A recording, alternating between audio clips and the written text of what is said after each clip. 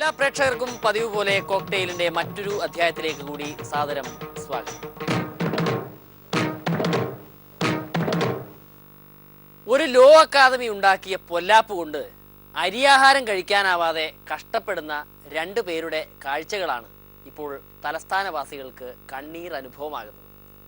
പാവം V രാജേഷും K മുരളീധരൻജിയും ഈ സമരം ഇന്ന് തീരും നാളെ തീരും എന്ന് കരുതി ഇങ്ങനെ കിടക്കുകയാണ്. 24 മണിക്കൂർ കൊണ്ട് ശരിയാക്കി തരാം എന്ന പ്രതീക്ഷയിലാണ് ഇരുവരും ഈ കടും കൈക്ക് മുതിർന്നത്.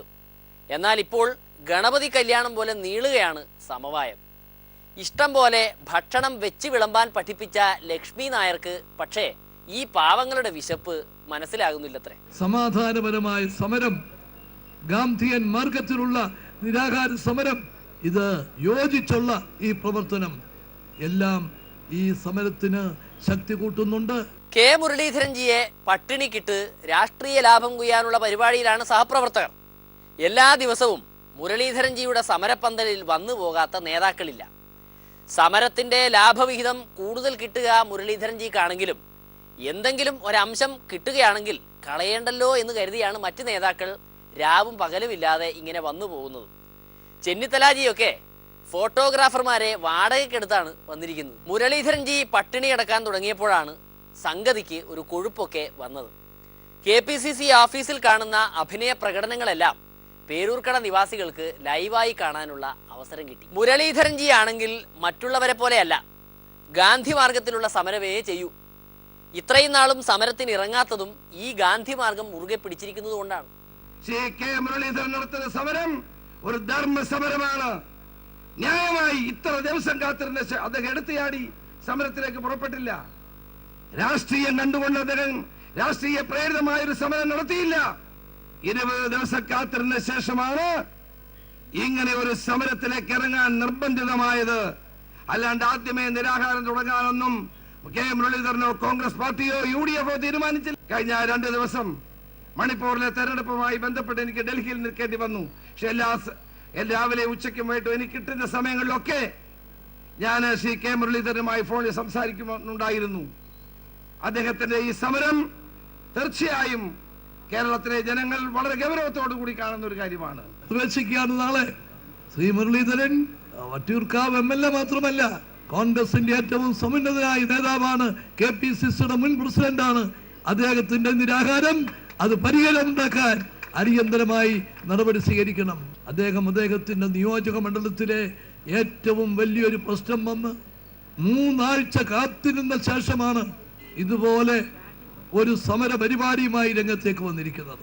അതല്ലാതെ പെട്ടെന്ന് ഒരു വികാരത്തിനെടുത്ത തീരുമാനമൊന്നുമല്ല, നടപടിയല്ല. നേരത്തെ നിരാഹാരത്തിന് ഇറങ്ങാത്തത് എന്തായാലും നന്നായി. നേരത്തെ ഇറങ്ങിയിരുന്നെങ്കിൽ ഇതിനോടകം പട്ടിണി കിടന്ന് മരിച്ചുപോയേനെ. അതല്ലെങ്കിൽ ആ വി മുരളീധരൻജിയൊക്കെ ചെയ്തതുപോലെ ഇടയ്ക്ക് മുങ്ങേണ്ടി വന്നേനെ. പക്ഷേ എന്തായാലും തൻ്റെ ഭർത്താവിനെ നേതാക്കളെല്ലാം ചേർന്ന് നൈസായിട്ട് തേച്ചതാണോ എന്നൊരു സംശയം ഇപ്പോൾ കെ മുരളീധരൻജിയുടെ ഭാര്യയ്ക്ക് ഉണ്ടാകാനിടയുണ്ട്. മുരളീധരൻജി ഇങ്ങനെ പട്ടിണി കിടക്കുമ്പോൾ മൂക്കുമുട്ട തിന്നുന്ന നേതാക്കൾക്ക് യാതൊരു സങ്കടവുമില്ല എന്നുള്ളതാണ്. പാവം വി രാജേഷിന്റെ കാര്യം കൂടി പറഞ്ഞേക്കാം. രാഷ്ട്രീയ നേട്ടം ഉണ്ടാക്കാൻ പോയിട്ട് ഇപ്പോൾ സ്വന്തം ജീവൻ രക്ഷിക്കേണ്ട അവസ്ഥയിലാണ് പാവം. ഇനി മുഖ്യമന്ത്രിക്ക് പറയാനുള്ളത് കൂടി കേട്ടുകളയാം. ലോ അക്കാദമിയുടെ ഭൂമിയിൽ ഒരു ഓഹരി തർക്കം നടക്കുകയാണല്ലോ, അതേപ്പറ്റി. അപ്പൊ ഇങ്ങനെ മാറി മാറി ഗവൺമെന്റുകൾ കേരളത്തിൽ വന്നു. ഇത്തരം സംഭവങ്ങൾ ഇതിനകത്തുണ്ട്. അത്തരത്തിലുള്ള ഒരു ഭൂമി ഇപ്പോ ഗവൺമെന്റ് തിരിച്ചെടുത്ത് നടരാജപിള്ളയുടെ കുടുംബത്തെ ഏൽപ്പിക്കുക എന്നത് സാധിക്കുന്ന കാര്യമല്ല. ഇതാണ് ഞാൻ പറഞ്ഞ കാര്യം. ഭൂമിയുടെ യഥാർത്ഥ ഉടമസ്ഥന്മാർക്ക് പോലും ഇപ്പോൾ ലോ അക്കാദമിയുടെ ഭൂമി വേണ്ട. അപ്പോഴാണ് ഭൂമി പതിച്ചു കൊടുത്തയാളുടെ മകൻ തന്നെ അത് തിരികെ പിടിക്കാൻ പട്ടിണി സമരത്തിന് ഇറങ്ങിയതെന്നതാണ് മുഖ്യമന്ത്രിയുടെ പരിഭവം. കരുണാകരൻ കൊടുത്ത ഭൂമിക്കെതിരെ മകൻ അവിടെ ഗേറ്റിൽ ഇരുന്ന് സത്യാഗ്രഹം നടത്തുന്നത് ഔചിത്യമാണോ എന്നൊക്കെയുള്ള കാര്യം അദ്ദേഹം ആലോചിച്ചാൽ മതി. പിന്നെ അച്ഛനെതിരെ പല ഘട്ടത്തിലും നീങ്ങിയത് നമ്മളെല്ലാവരും കണ്ട കാര്യമാണല്ലോ. അതിന്റെ ഭാഗമായിട്ട് കണക്കൂട്ടാന്നാണ് തോന്നുന്നത്. എന്നാലും അവരൊക്കെ ആത്മാവിൽ വിശ്വസിക്കുന്നവരാണല്ലോ. ആത്മാവ് മേലേന്ന് ഇങ്ങനെ നോക്കുന്നുണ്ടാവുമല്ലോ. ഈ മോൻ ഞാൻ ഇവിടെ എത്തിയിട്ടും വിടുന്നില്ലാലോ എന്ന് ചിന്തിക്കുന്നുണ്ടാവുമല്ലോ ആത്മാവ്. അതാലോചിച്ചാൽ മതി. ഇതിനപ്പുറം ചെയ്യാൻ ഒന്നുമില്ലെന്ന് തലകുത്തി നിന്ന് പറഞ്ഞിട്ടും പ്രതിപക്ഷക്കാർക്ക് അത് തിരിഞ്ഞിട്ടില്ല. ഞാൻ ആ പറഞ്ഞെടുത്ത് തന്നെ നിൽക്കുകയാണ്. ആ ഭൂമി ഇന്നത്തെ അവസ്ഥയിൽ തിരിച്ചെടുത്ത് നടരാജപിള്ളയുടെ കുടുംബത്തെ ഏൽപ്പിക്കാൻ ഈ ഗവൺമെന്റിന് കഴിയുന്ന കാര്യമല്ല. അതാണ് ഞാൻ പറഞ്ഞ കാര്യം. കുറേ കാര്യങ്ങൾ പറയാനുണ്ട്. എല്ലാം പറയാൻ ഇപ്പം ഞാൻ ഇരിക്കുന്ന നില സമ്മതിക്കാത്തതുകൊണ്ട് അതിലേക്കൊന്നും ഞാൻ കടക്കുന്നില്ല എന്ന് മാത്രം. രാത്രി RSSും പകൽ കോൺഗ്രസും ആയിരിക്കുന്നവരാണത്രേ ഇപ്പോൾ ഈ തൊന്തരവിനൊക്കെ നിൽക്കുന്നത്. കേരളത്തിലെ BJP കളിക്കുന്ന കളിയുടെ കൂടെ കൂടി സർക്കാരിനെ ലേശം വിഷമിപ്പിച്ച് കളിയാമെന്ന ചിന്തയിലേക്ക് ആരും നീങ്ങണ്ട. അങ്ങനെ എന്തെല്ലാം കളി നമ്മൾ കണ്ടതാണ്. 59 ഒന്നുമല്ല ഇത് കേട്ടോ.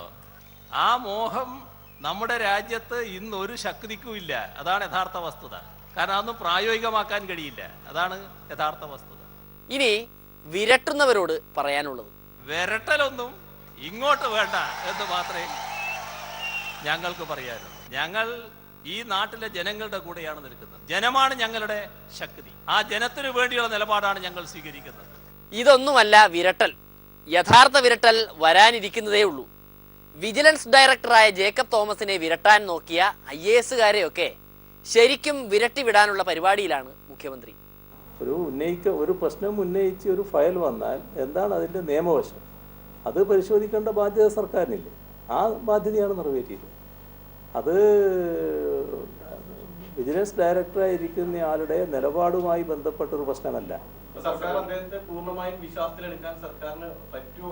പൂർണ്ണ വിശ്വാസത്തിലാണ് ഇപ്പോൾ, ഒരു സംശയവും വേണ്ട. പൂർണ്ണ വിശ്വാസം തന്നെയാണ്. പൂർണ്ണ വിശ്വാസത്തിലുള്ള ഒരാൾ വിജിലൻസ് ഡയറക്ടർ അല്ലാതിരിക്കും, അല്ല വിജിലൻസ് ഡയറക്ടർ സ്ഥാനത്തിരിക്കും. സർക്കാരിന് പൂർണ്ണ വിശ്വാസം ഇല്ലാത്ത ഒരാൾ വിജിലൻസ് ഡയറക്ടർ സ്ഥാനത്തിരിക്കും. തുടർന്നും അതുണ്ടാവും തന്നെയാണ് പറയുന്നത്. അതെ, ഇപ്പൊ പൂർണ്ണ വിശ്വാസത്തിലാണ്. ജേക്കബ് തോമസ് ആണെങ്കിൽ ഈ സർക്കാർ അധികാരത്തിൽ വന്ന ശേഷമാണ് ചുറ്റും നന്മയുടെ പ്രകാശം കണ്ടു തുടങ്ങിയത്. ആദ്യമായിട്ട് ഗുഡ് മോർണിംഗ്. CM എല്ലാം പറഞ്ഞല്ലോ, പിന്നെ ഞാൻ പ്രത്യേകിച്ചൊന്നും പറയേണ്ട കാര്യമില്ലല്ലോ. നമ്മുടെ സംസ്ഥാനത്തിൻ്റെ എല്ലാ കാര്യങ്ങളും പറയേണ്ട ആൾ തന്നെ പറഞ്ഞിട്ടുണ്ട്. ഞാൻ നന്മയുള്ളവരുടെ നാടിൻ്റെ നടുവിൽ നിൽക്കുകയല്ലേ, നന്മയുള്ളവരുടെ നടുവിൽ, അപ്പോൾ കുഴപ്പമൊന്നുമില്ലല്ലോ.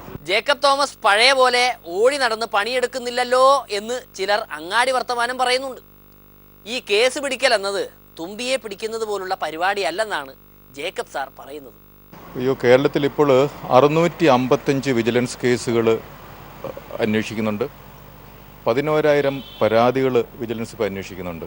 അപ്പോൾ അതിൽ എല്ലാ തരത്തിലുള്ള ആൾക്കാരും ഉണ്ടാകാം. 11,000 പരാതികളാണ് വിജിലൻസ് കഴിഞ്ഞ 8 മാസമായിട്ട് അന്വേഷിച്ചുകൊണ്ടിരിക്കുന്നത്.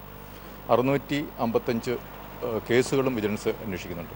പണിയാൻ വന്നവനൊക്കെ കനത്ത പണി ഇനി കാത്തിരിപ്പുണ്ടെന്നാണ് ജേക്കബ് തോമസ് സാർ പറഞ്ഞു വരുന്നത്. അയ്യോ, ഞാൻ എൻ്റെ ഓഫീസിലേക്ക് കയറിപ്പോയി എൻ്റെ പണികൾ ചെയ്തുകൊണ്ടിരിക്കുകയല്ലേ.